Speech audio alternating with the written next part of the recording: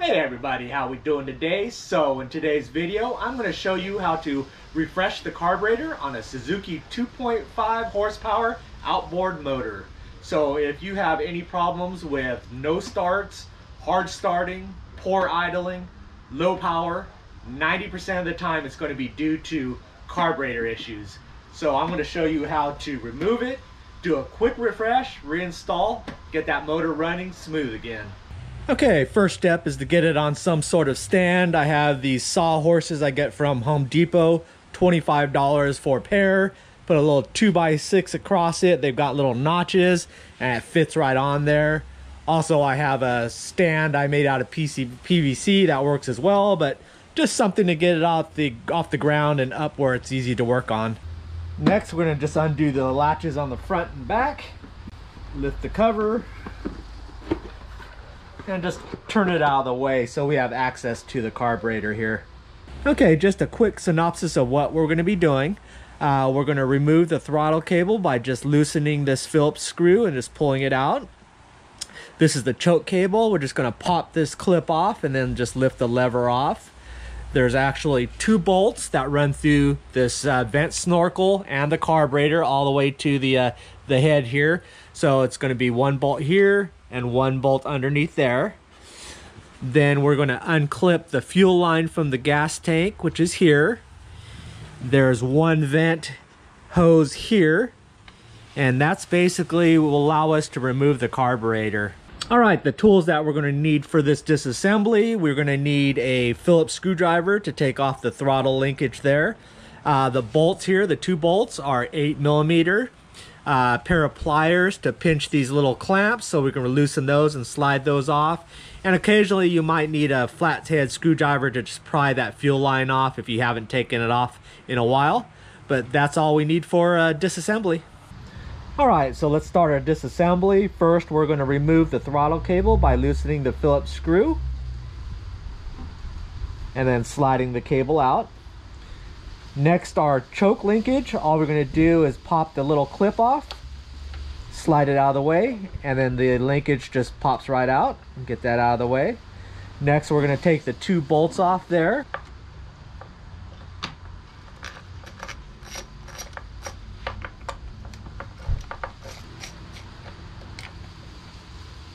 We're going to make sure that our fuel is turned off. Then we're going to release the little clip holding the fuel line there. We can get it with our fingers. Otherwise, you can use the pliers and the screwdriver to push it out of the way.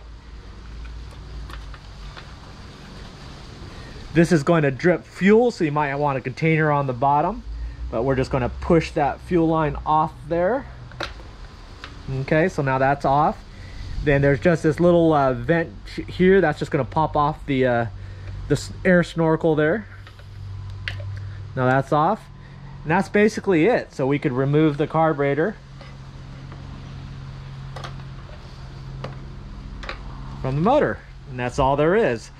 So what we've got is the air snorkel here with our bolts. And that's the carburetor that we're going to work on. This is full of fuel, so you want to dump that out in a container, and then we can start with our refresh. Be careful you don't lose your gaskets. There's a gasket on the one side here that goes to the block. On the newer model Suzukis, there's a lot more of these emission equipment attached. They're just basically vent hose fuel lines that reroute the fuel differently. But the core part of uninstalling is the same. We still have the same throttle cable with the Phillips screw, same pop the clip off here, same 2 bolts, same fuel line, same vent line there. You're just gonna have to move these vent tubes and fuel lines out of the way in order to pull it out, but still the same process. All right, so here is our carburetor assembly. So we're gonna take this apart and do some basic cleaning and refreshing. We've got the air vent snorkel here with the 2 bolts. That's how the carburetor is mounted to the engine there. So, but that'll slide off for now. The components that we're going to take off in order to clean this out. One is the float bowl here. That's held on by a 10 millimeter bolt. That'll give us access to the float and then the pin. And then the second is we're going to want to remove this cover here, which will allow us to get to the jets and all the different passageways. In order to take this cover off, it requires removing this lever and this lever. They're held on by a long shaft that goes all the way through. So to take off this lever here, we have to remove that screw on this butterfly, and then that shaft will slide out. And same thing on this side. To get this lever out, have to remove this screw, and then that shaft will slide out through the top, and then we'll have the ability to remove the cover and get at the access the insides. So let's get started. One helpful tip would be to take a couple of photographs before you disassemble it to help you just in case you kind of get out of order. One of the things that you want to make sure is that the alignment of the float bowl is correct. You can see that there's this screw here, which is just opening up this valve to the float bowl. The reason why it's in this specific position is on the outer plastic case of the motor, there's a hole drilled so that you can run a screwdriver through in order to get to that valve. That way you could drain the float bowls in case you get water in them without having to remove the carburetor itself. But take a picture of how this is in relation to how everything is, and when you do the assembly, just in case you get messed up, you have something to refer back to. Okay, the first thing that we're going to do is we're going to take this screw off so that we can remove this shaft, and same for the other side. There, a standard flathead screwdriver will work. Take the screw out. That just comes out. You can see the bar there, and then from there we could just basically lift that shaft straight out and just wiggle it free. There's a little O-ring there. Okay, and that can stay on. Just got to remember to make sure that O-ring goes back there. So I'm going to leave it on, and that's out. So you can see how much room now that we have to remove this plate. But let's get the other side.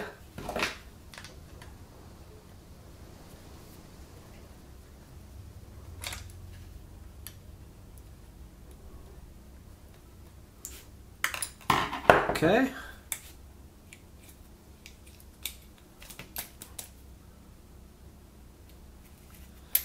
Get that valve out of there, and that'll allow us to remove this one. Same thing, just kind of want to slide it out there. That goes with that one. That goes with that one. Okay, and that'll give us access to remove the front cover there. Do that by taking these 4 screws off.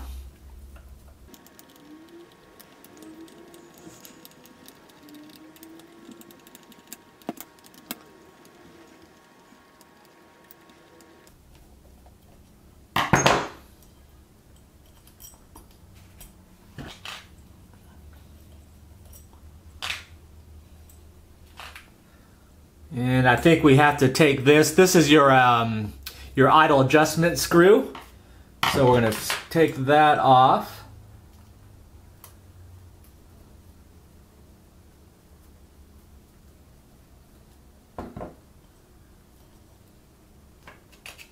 Okay, now we could take this cover off. It just comes right off. Have this rubber gasket on top. And that's going to give us access to the jets and then all these passageways to clean them out, to make sure that's not causing our rough idle. If the fuel doesn't pass through these or the air doesn't pass through any of these chambers, your motor's not going to run, or it's going to run poorly. Next, we're going to take off the float bowl, and that's a 10mm nut bolt.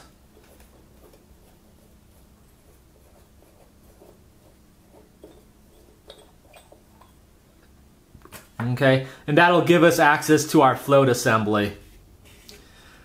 The way a float works is you got to remember that this is upside down like that. Okay, so this valve, well, the carburetor will be sitting like this. This float dangles there. This fills up with gasoline. Once it gets to a certain level, it starts raising this float. Okay, and it'll start pushing it up. And then what that does is there's a lever point here with a little valve and a little spring and a pin that when this is all the way down, it lifts that pin up and that allows fuel in. And then as the fuel fills up and closes that float, it closes that pin, which shuts off the fuel. Okay, so that will help in regards to any flooding problems that you have, which I am having right here, is if that needle and seat doesn't seat perfectly, the fuel will constantly just keep draining in there and it'll flood your motor out. But now that we have access to everything, we can get this thing cleaned out. Okay, our basic carb cleaning or refreshing is going to involve making sure that all of our passageways through all these little jets and venturis and air inlets are all clear and clean. And we're going to do that by using some carb cleaner with a little red straw and injecting fluid through those ports. So each one of these little orifices should have, or will have, an outlet where it disperses. So if I shoot fuel through there, it should come out one of the ports on the inside. So we got those two. There's a screw here I'll take out. That should be another opening there. These here go straight through, so those are not an issue. If you look down here in this column, there's another port there that needs to make sure that it's clear. Our needle and seat for our float valve that's underneath here, we want to shoot down in there, make sure there's nothing that's going to cause that needle to hang up and which will cause our flooding. I'll probably take this fuel line off, shoot some in there to make sure that it's getting a good flow. So basically you're just going to look for any orifice, shoot some carb cleaner down it, and make sure it's flowing cleanly. Okay, so once you're spraying and possibly you run into one where it seems clogged, basically you spray into the hole and it should spray just as strong out one of these ports. But let's say you spray into it and it's just barely dribbling out. That means that you have some sort of obstruction and it's strong enough that that jet is not being able to blow it out. So in that case, we're going to kind of have to root it out. You don't want to use anything metal or very sharp that's going to cut or scratch the internals of these because they're like a softer brass, and that'll cause problems down the line. One of the things that I found that works really well is the bristles on my plastic broom here. I could take one of these bristles and just cut it off. And it's just the right size. It's still sturdy, okay? And what I could do is I could run it through those little jet passageways and then knock out any clogs if there's any there. So it works perfectly to go through there and just kind of push it through all these little orifices and make sure it's all cleaned out. But let's get to spraying. Okay, so here's an example. I'm going to spray through this vent hole here with the straw, and you should be able to see how it shoots straight through right there. So we know that one's clean there. So I'm going to start hitting these other jets. I don't want to spray the camera, but sprays out there is good.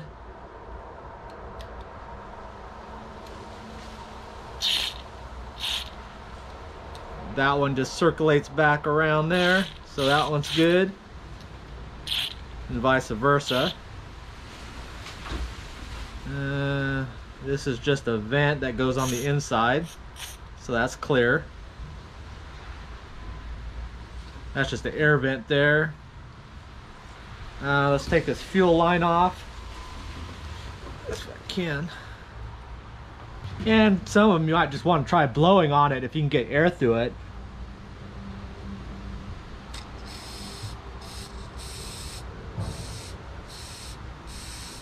So the fuel goes in there, and then the fuel will come out where that needle and seat is, and I could blow, so when it's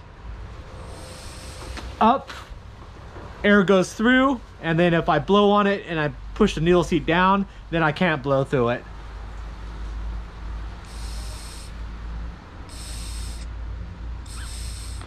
So I know that needle and seat is working correctly. The other thing you want to do while you've got this float bowl off is clean out all that corrosion in there. It's just a bunch of powder. You just want to scrape that off and get rid of that. So if you let that build up, that'll end up plugging up those jets and just running into more problems. So I'm going to spray that out, give it a wipe down, brush it out, and make sure it's clean before I put it back on again. Okay, I blew through all the holes. I'm pretty comfortable that there's no more blockages, no more issues. I'm pretty sure that I had a hang up on my needle and seat, and that's why I was causing my problems of flooding out and not being able to start. There's a couple of jets that you can remove, but you got to be very careful. They're very soft and they have a tendency to get frozen in there. And once you screw those up, it's virtually impossible to get them out. That's why I prefer just to blow carb cleaner through them and or use my little plastic liner there to kind of clear them out if I need to, rather than trying to unscrew them. But otherwise, we're ready to just assemble it and we're good to go. All right, pretty comfortable with my float assembly there. So we're gonna put the cover back on. I know this little kind of stick out there aligns with that notch.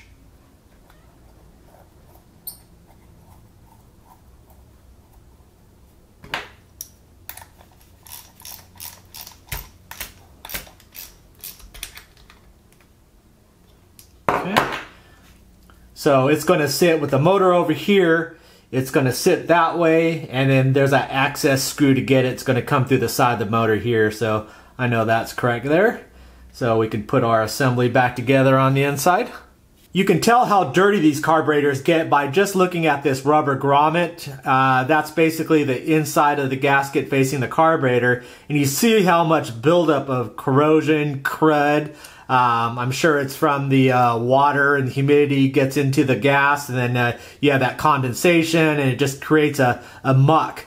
But that's all the stuff that will plug up those little jets and passageways if you're not careful, and then cause idling and running problems and starting problems. So make sure you wipe everything down before you start assembling it. All right, so we can put our cover on. Make sure we get the gasket in first, then our cover, then our 4 screws.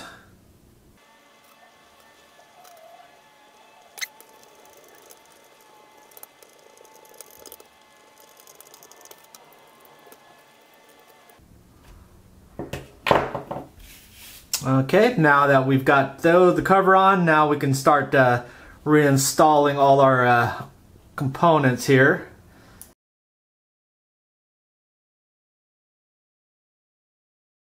This is the idle adjustment screw.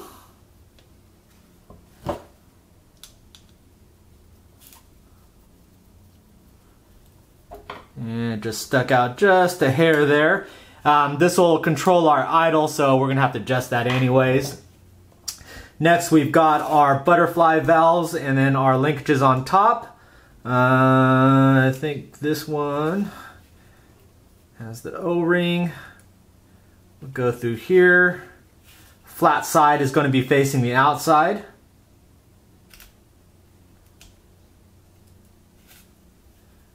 And that fits in that little notch there. So I know that's right. I'm going to push that O-ring on first.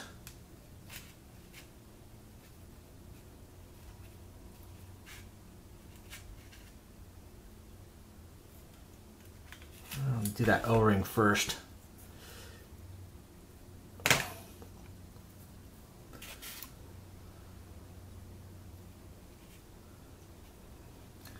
Get that O-ring in first, then we'll put this in there.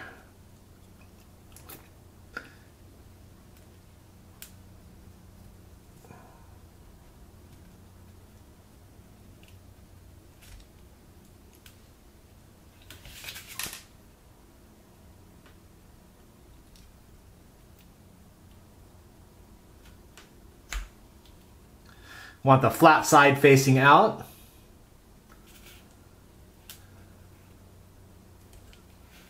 There we go.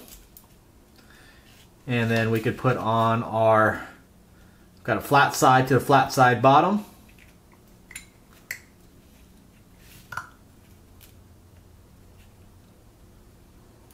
Make sure that lines up. Maybe the other way. There he goes. Likes that better. Put our screw in.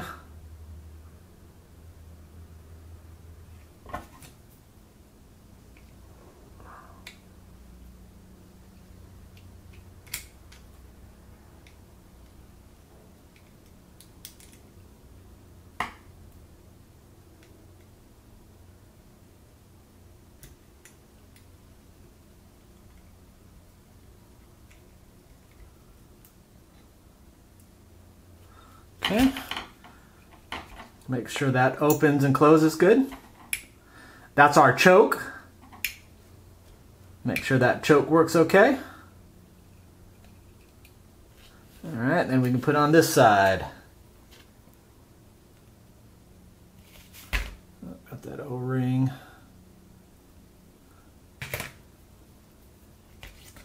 In there first. Make sure that seat's in there. Then our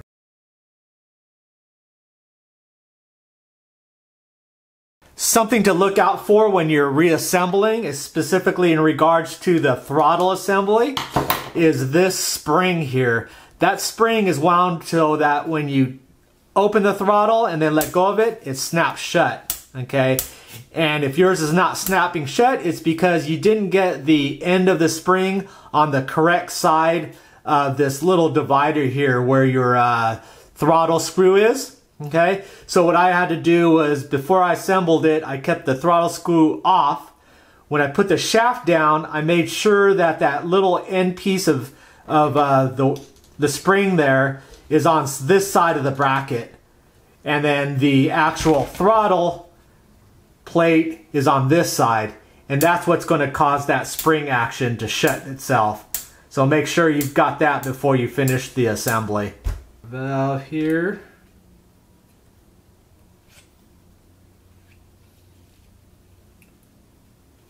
Make sure that seat's in there. And then our, what side does this go on?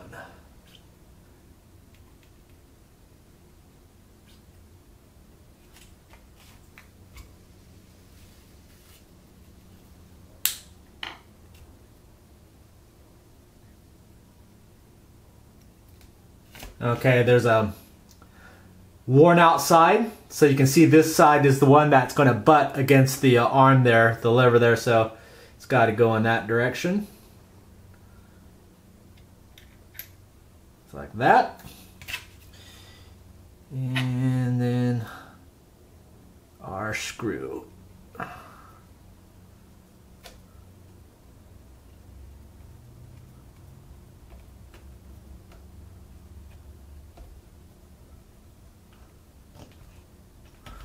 Okay, that's our throttle there. Smooth. Choke. That works good. So, we're all done. So we can go ahead and reassemble this and get it back on the motor. I'm actually going to clean that out too, but that is it. Okay, time for our reassembly here. Pretty easy. Just gonna open this up, make sure there's nothing gets in our way. I'm gonna start by putting in the 2 bolts and mounting the carburetor. Want to make sure these linkages don't get bound up anywhere. I'm gonna line them up, those holes there, get them started. First,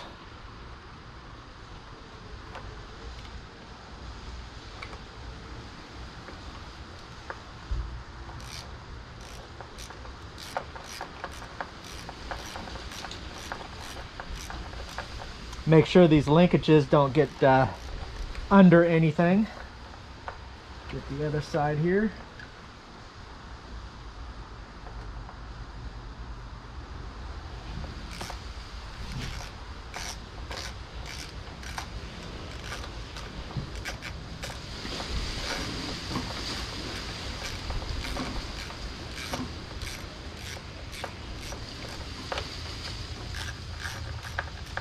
Make sure you've got the gasket between the block and the carburetor.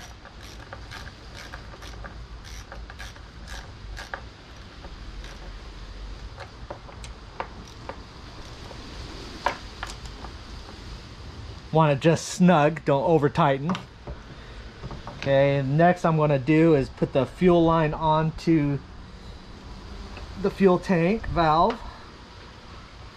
Squish that on there. And just move this clip on.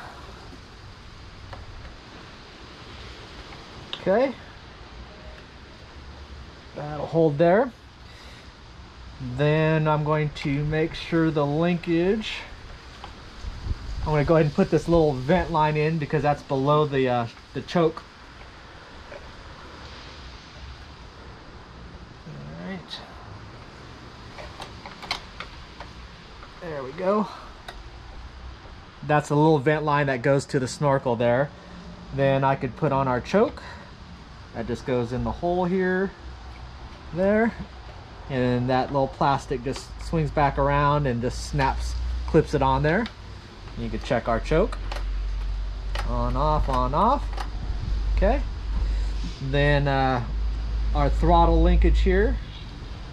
Run it through the hole. And we need our Phillips screwdriver to tighten it.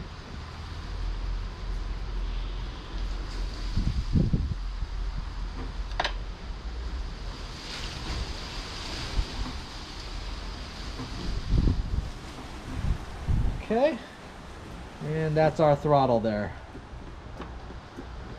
And our choke. And we're done. So let's fire this guy up. All right, let's test this baby out. Got fuel on, out of gear, choke, safety switch.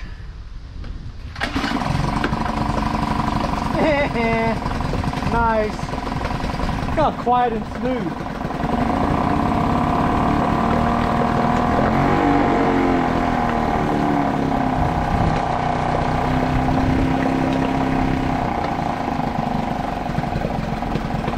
Look how quiet and smooth that is. Idles better than my new motor does.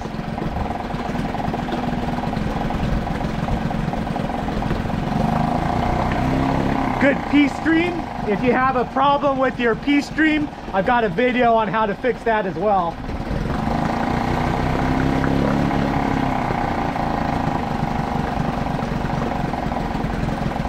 Look how low that idles down.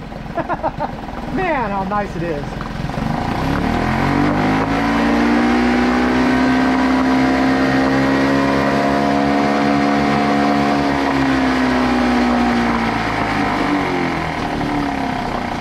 Nice smooth acceleration.